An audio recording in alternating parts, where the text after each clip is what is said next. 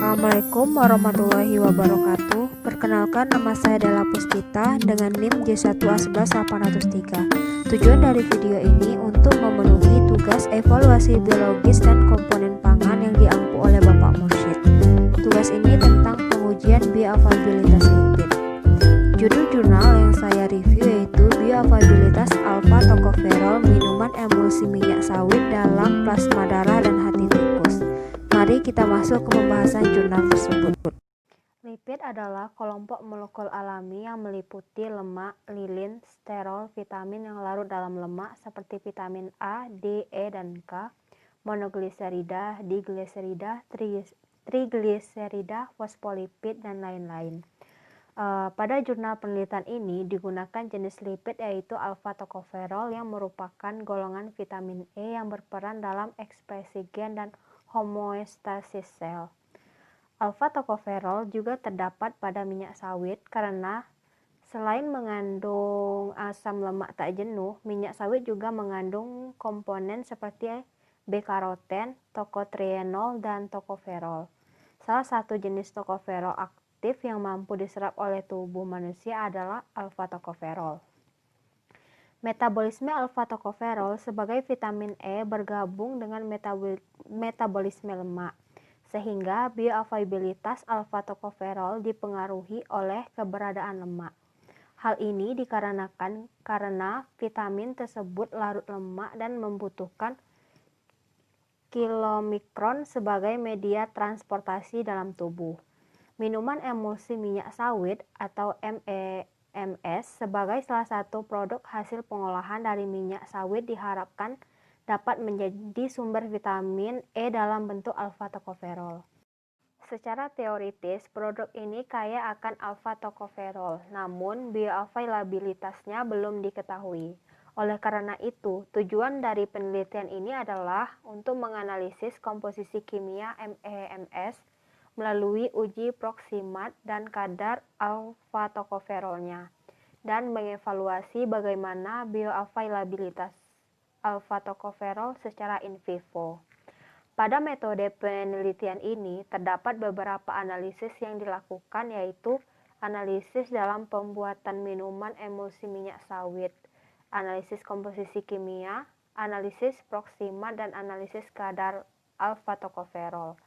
Analisis bioavailabilitas alfa tokoferol pada minuman emulsi minyak sawit berupa analisis komposisi ransum, perlakuan pada hewan percobaan, serta terminasi dan pembedahan hewan percobaan.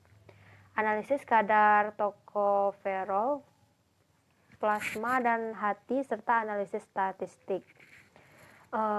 Untuk menganalisis kadar alfa tokoferol digunakan metode kromatografi. Pada komposisi ransum hewan percobaan terdapat 4 jenis ransum berbeda yang digunakan sesuai masa perlakuan dan kelompok perlakuan. Sebanyak 36 ekor tikus digunakan dalam penelitian ini. Total masa pemeliharaan adalah 84 hari.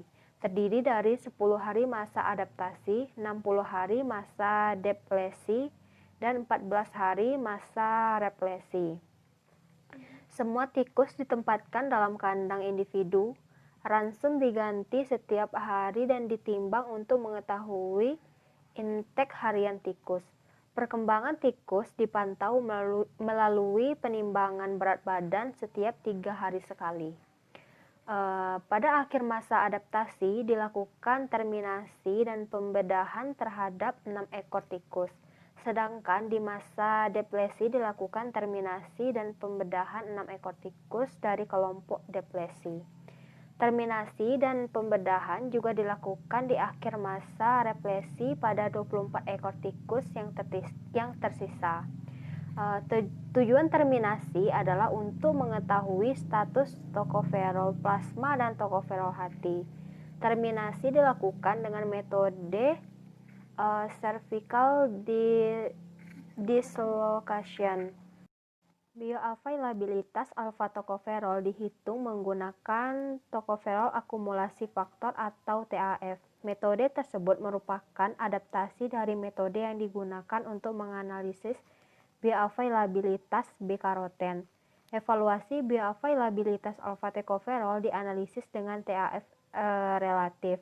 Penggunaan TAF sebagai metode analisis bioavailabilitas didasarkan dari pemahaman mengenai bioavailabilitas sebagai jumlah zat gizi yang diingesti dan berpotensi tersedia dalam bentuk yang bisa diabsorpsi oleh tubuh sehingga dapat dipertimbangkan sebagai rasio zat gizi yang berhasil diserap tubuh dengan zat gizi total yang dikonsumsi. Kadar alfa-tokoferol olein yang digunakan untuk membuat MEMS sebesar 226,92 mg per kilogram. Setelah diolah menjadi MEMS, kadar alfa-tokoferol menjadi 192,63 mg per kilogram. Cara pemantauan kondisi hewan percobaan dalam penelitian ini adalah melakukan pengamatan peningkatan berat badan. Peningkatan berat badan digunakan sebagai indikator tak langsung untuk melihat pengaruh pemberian jenis ransum terhadap perkembangan tikus. Pada awal masa adaptasi, berat badan tikus sebesar 140-150 gram, dengan rata-rata berat badan sebesar 145,78 gram.